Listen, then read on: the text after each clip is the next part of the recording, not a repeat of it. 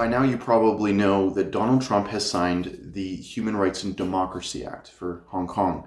What you probably don't know, or maybe the mainstream media hasn't told you, is that Hong Kongers actually threw a huge celebration, a Thanksgiving for Trump it was dubbed, in the streets of Hong Kong. Hundreds of thousands of people came out to say thank you to Donald Trump for signing this bill. Now, one of the main things that this bill does is it creates an annual renewal process for the special economic region of Hong Kong. When the United States deals with Hong Kong, economically speaking, it's in the same way that they dealt with them back when Hong Kong was still under British rule. Now that is subject to annual review, pending renewal from the president. The president actually has to decide whether or not they will continue to deal with Hong Kong in the same way. It also gives the president the power to sanction those who have a direct hand in the oppression of the Hong Kong people, those who have a direct link to the police violence that we've seen over the past few months. Although the president already had this power, and this is a bit symbolic, this is an order from Congress coaxing the executive branch of the United States to be more liberal in their application of this power. Now, while the United States is taking a strong and principled stance to protect the people of Hong Kong, the same can't be said for their closest ally and neighbor. Canada is nowhere to be seen on this file. In fact, it almost seems like they are blatantly supporting the regime in Beijing.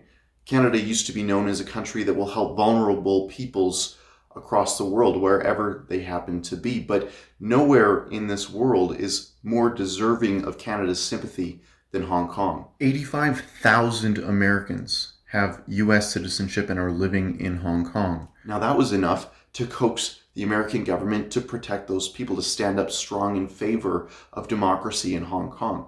Now take a guess how many Canadians live in Hong Kong. Over 300,000. Not only does Canada have more than 6 times the amount of people living in that city, there's also a long history that Canada shares with Hong Kong.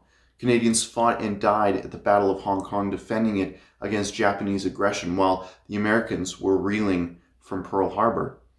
America doesn't have the same connection to Hong Kong that Canada does, but they are still the ones leading the way to defend the people living there. Now, I mentioned that Canada almost seems to be blatantly supportive of the regime in Beijing. Just a few days ago, it was announced that Canada would be allowing Huawei, a state-run telecom company from China, Canada will be allowing them access to their 4G networks in the northern regions of the country. Now, there are huge strategic complications that come with this. Canada has been tasked by the United States with defending the North from Chinese aggression.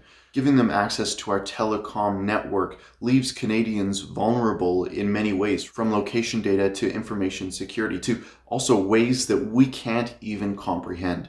China is a leader in international espionage, and trusting state-run companies with Canada's vulnerable data is a huge misstep. But it seems that Justin Trudeau will do anything that he can to get into Xi Jinping's good books. Now I'm going to read you a quote from the former chair of a pro-democracy anti-Beijing party in Hong Kong. People in the pro-democracy movement also will not use Huawei because they're afraid of their own personal data. They're afraid it would be available not just to the company Huawei, but to the state, to China as well.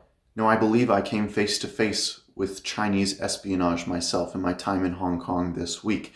I was sitting in my hotel room with my cameraman as we were editing the content that we gathered while we were talking with Regina Ip. Regina is the chair of the new People's Party, a Beijing loyalist party, and she has a seat on the Executive Council of Hong Kong, a very powerful woman. And we asked questions that Beijing, I'm sure, was not pleased to hear.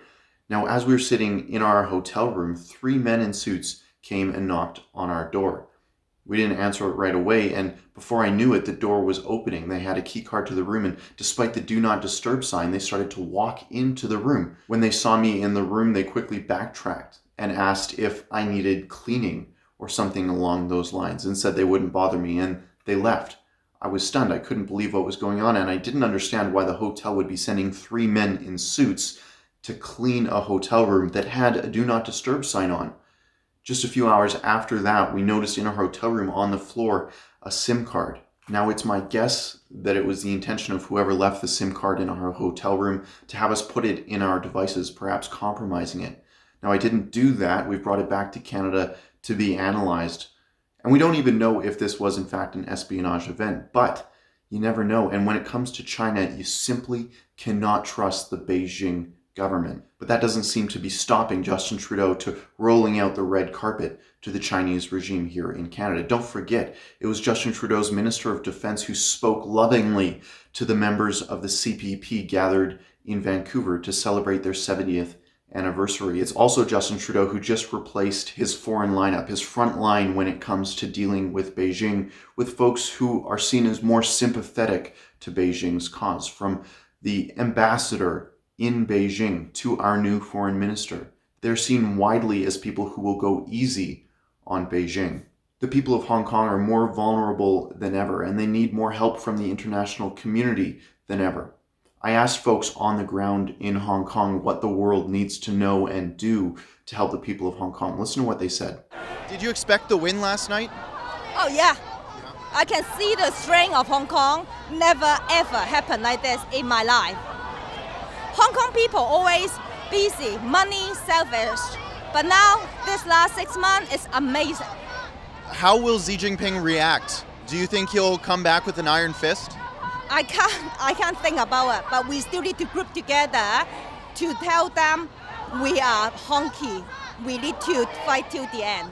We cannot go back to our normal lives without fighting, without having the 5 demands. That's what we think, because we were being silenced for almost like 20 years after we returned to China. This is the time we should stand out, step up to say what we really want.